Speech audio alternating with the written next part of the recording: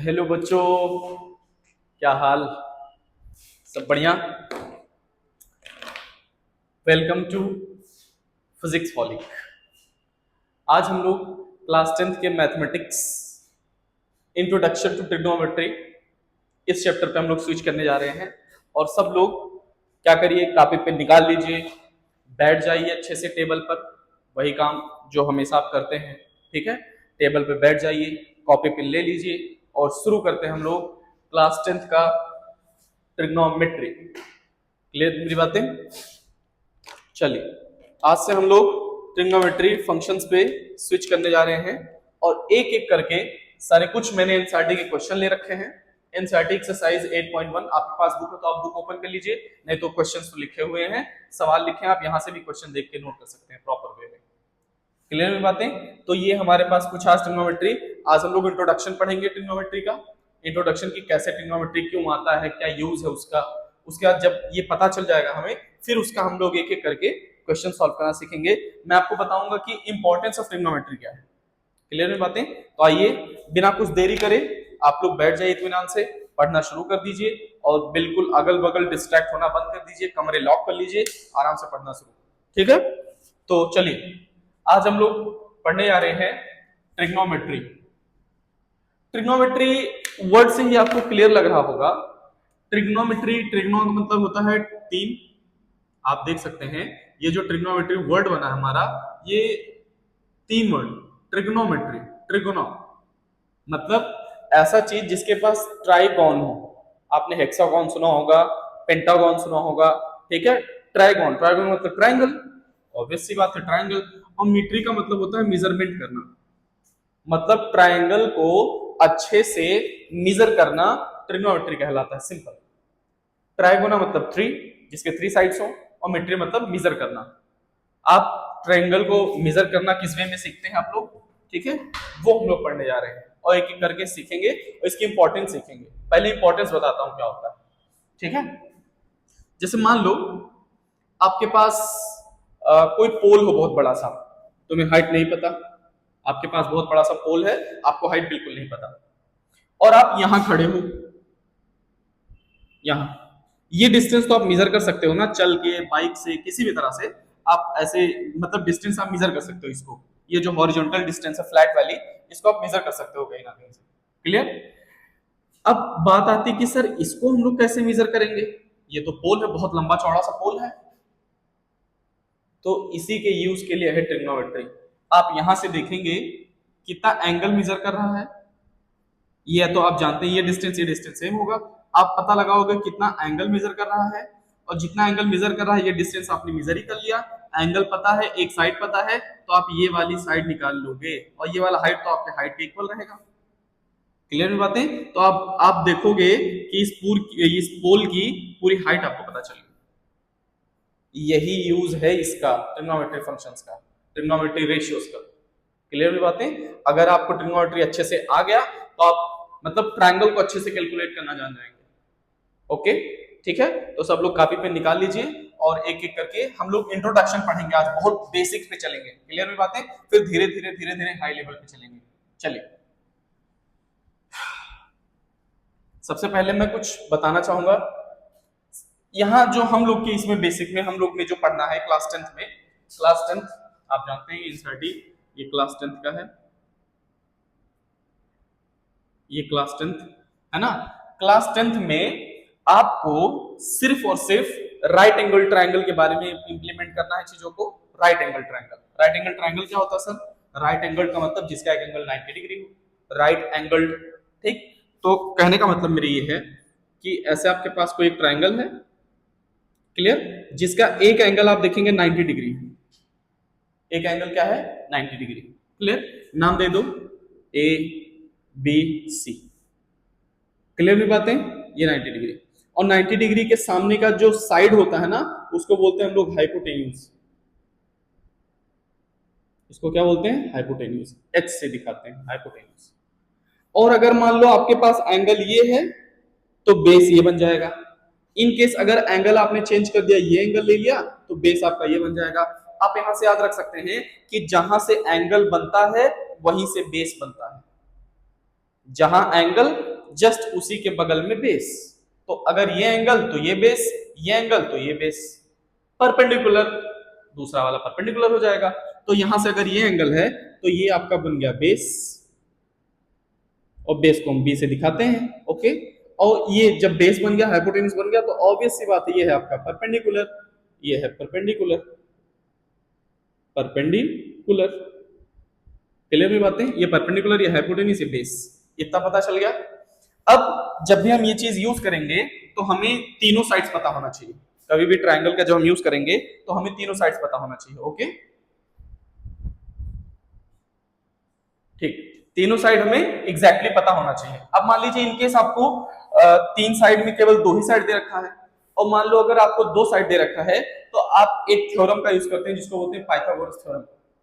अभी मैं trigonometry questions पे नहीं आया हूं, अभी मैं इंट्रोडक्शन में कर रहा हूं। इंट्रोडक्शन है तो थोड़ा बहुत इधर उधर की बातें होंगी, ठीक है। चलिए, तो पाइथागोरस थ्योरम क्या होता है वो भी आप नोट करेंगे अच्छे से। पाइथागोरस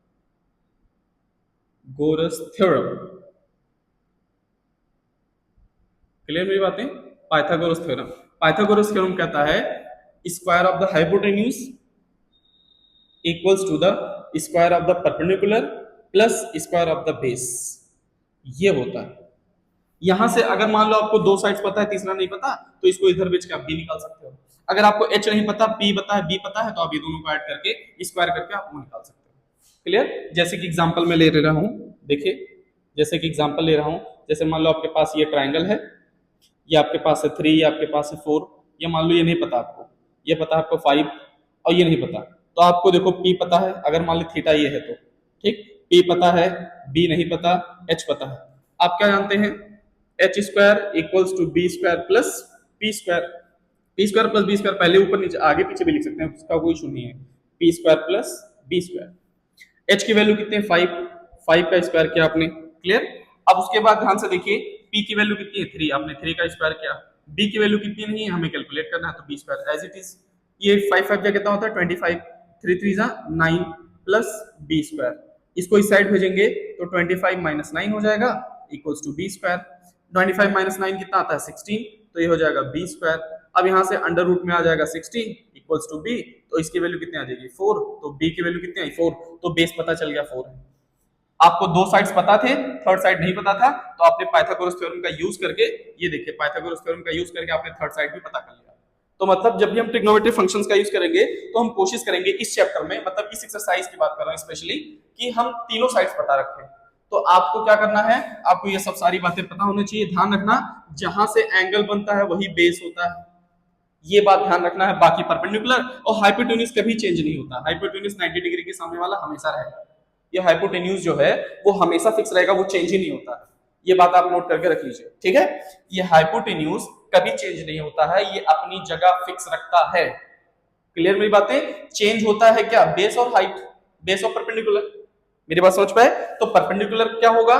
पहले बेस पता कर लेना भाई, जहां से एंगल वो बेस, और जहां से मतलब जो बचा थर्ड साइड वो परपेंडिकुलर, बाकी हाइपोटेन्यूज तो फिक्स है, 90 डिग्री के सामने वाला होता है, ठीक है। तो ये चीज ध्यान रखेंगे, जहां से एंगल वहीं से बेस, जो एंगल, ये एंगल तो ये बेस, ये एंगल तो ये बेस। क्लियर मेरी बातें? चलिए नोट कर लीजिए इतनी बातें, ठीक। अब आइए ट्रिग्नोमेट्री रेशियोज पे स्विच करते हैं हम लोग, और देखते हैं क्या होता है एक्चुअल में, ठीक है। ओके, ठीक। अब हमारे पास कुछ चीजें हैं जो आपको समझना पड़ेगा। Trigonometric ratio, trigonometric ratios, trigonometric ratios हमें जानना है। तो ये बेसिकली होते तो तीन हैं, लेकिन उनका रेसिप्रोकल मिला के कुल 6 हो जाता है, ठीक है। आपको याद रखना है sine theta, cos theta, tan theta. Clear मेरी बातें? और एक वर्ड याद रखना है आपको, p b p upon h h b, ऐसे याद रखना है। पी बी पी, ध्यान से देखिएगा, p b p upon h h b. Clear? ये आपका ये जो रेशियो बन गया ये साइन थीटा का,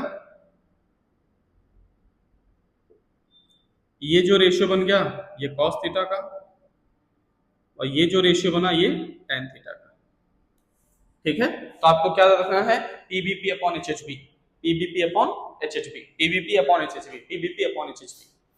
तो यहां से आप देख सकते हैं, अगर आपको साइन थीटा लिखना हो तो आप लिखोगे perpendicular upon hypotenuse, p for perpendicular, h for hypotenuse. Cos theta अगर आपको लिखना हो तो base upon hypotenuse, b upon h. Tan theta आपको लिखना हो तो p upon b, p upon b. अब इन्हीं का अपोजिट मतलब इन्हीं का रेसिप्रोकल होता है, इन्हीं का रेसिप्रोकल, पहला रेसिप्रोकल साइन का रेसिप्रोकल होता है कॉसेक, कॉसेक थीटा।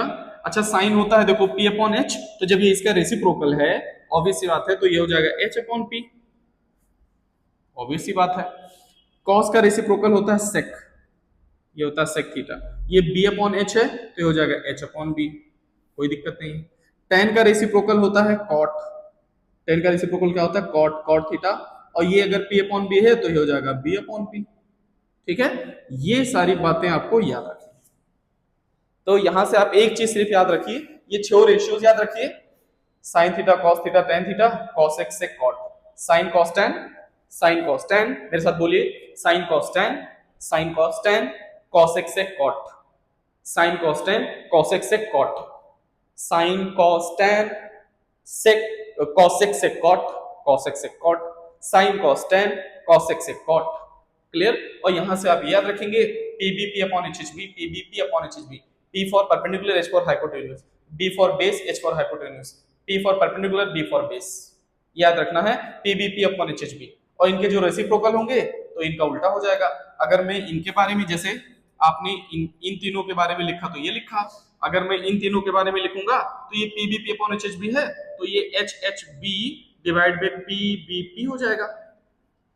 भाई सेक का क्या होगा, हाइपोटेन्यूज अपॉन परपेंडिकुलर, सेक का क्या कॉसेक का ही हो गया h upon perpendicular, hypotenuse upon perpendicular, sec theta का क्या हो जाएगा hypotenuse upon base, cot theta का क्या हो जाएगा बेस अपॉन परपेंडिकुलर।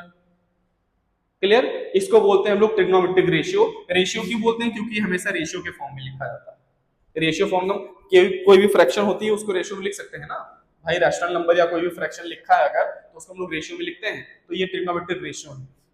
तो आप लोग ये नोट कर लीजिए और तुरंत इसको याद करिए, क्योंकि बिना इसको याद करिए क्वेश्चंस अटेम्प्ट ही नहीं कर पाओगे आप लोग। क्लियर? इस एक्सरसाइज को सॉल्व करने के लिए आपको ये आना ही चाहिए। अगर आपको ये चीज आता है तो आप ये बहुत इजीली कर लेंगे। नोट करिए इसको, चलिए नोट कर लीजिए।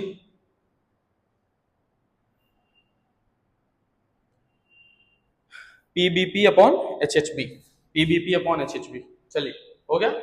अब हम लोग सवालों पे स्विच करेंगे, क्योंकि सवाल करने से ज्यादा बेटर आप समझ पाएंगे। ठीक है, जब क्वेश्चन करेंगे ना तो बहुत अच्छे से आप चीजों को समझ पाएंगे, एनालिसिस कर पाएंगे। चलिए बिटा रहे हैं, ओके नोट कर लीजिए, नोट कर लिए सबने? ठीक,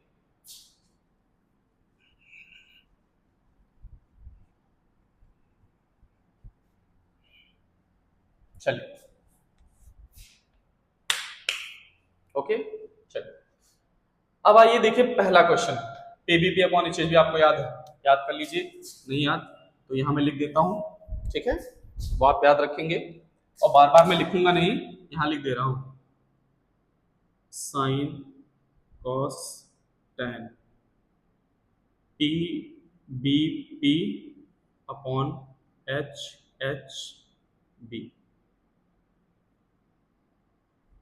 ये याद रखना है आपको। ठीक है, अगर याद है, और इसका अपोजिट होता है कॉसिक, सेक का कॉस का सेक और टेन का कॉट, ये चीज ध्यान रखिएगा आप लोग। चलिए आगे चलते हैं। अच्छा भाई साहब, चलिए पहला क्वेश्चन कह रहा है, in a triangle ABC right angle at B, right angle at B, B पर राइट एंगल है और A B equal to 24 centimetre, B C equal to 7 centimetre, determine sine A cos A और फिर sign सी cos सी। देखिए यहाँ angle बदल दिया, यहाँ ए है यहाँ सी है, यहाँ ए है यहाँ सी है, तो जब एंगल बदला है तो मैंने क्या बताया था, बेस बदल जाएगा, और बेस बदल जाएगा तो परपेंडिकुलर बदल जाएगा, हाइपोटेन्यूज बदलता नहीं। चलिए पहले का आंसर हम लोग करते हैं, सॉल्यूशन पहला, ध्यान से देखिए, सबसे क्या है, पहले एक ट्रायंगल बनाइए। तो सबसे पहले मैंने क्या किया, एक ट्रायंगल बनाया, एक ट्रायंगल बनाया जिसका नाम दिया A B C. A B C, उसने कहा था बी पर राइट एंगल होना चाहिए, देखो right angle at B, B पर राइट एंगल कर दिया मैंने। अब इसने दे रखा है ए बी 24, ए बी 24 दे रखा है, बी सी कितना दे रखा है 7। अब आपको एच नहीं पता, भाई देखो एंगल कुछ भी मान लो, अगर मान लो आप ये सी एंगल मानते हैं या ये एंगल मानते हो, कुछ भी मानोगे तो हाइपोटेन्यूज तो यही रहेगा ना। ठीक है, तो हम लोग क्या पढ़े हैं, अगर मुझे मान लो हाइपोटेन्यूज निकालना है तो हम लोग क्या सीखे हैं, h square equals to p square और प्लस बी स्क्वायर, बेस का स्क्वायर। तो एच स्क्वायर मुझे नहीं पता, बी कितना पता है, परपेंडिकुलर मान लो 24 और प्लस ये मान लो कितना 7, तो यहाँ 7 का स्क्वायर, तो ये हो जाएगा 24 का स्क्वायर होता है 576, आप मल्टीप्लाई 2 बार करके निकाल लीजिए, और प्लस 7 से कितना होता है 49, जब इनको ऐड करेंगे तो आएगा 625। ठीक, और ये हो जाएगा एच स्क्वायर, तो यहाँ एच की वैल्यू आ जाएगी अंडर रूट में 625। 625 की वैल्यू कितनी होती है 25। तो पता चल गया हाइपोटेन्यूज की कितनी है 25 सेंटीमीटर। क्वेश्चन में सब सेंटीमीटर है, सेंटीमीटर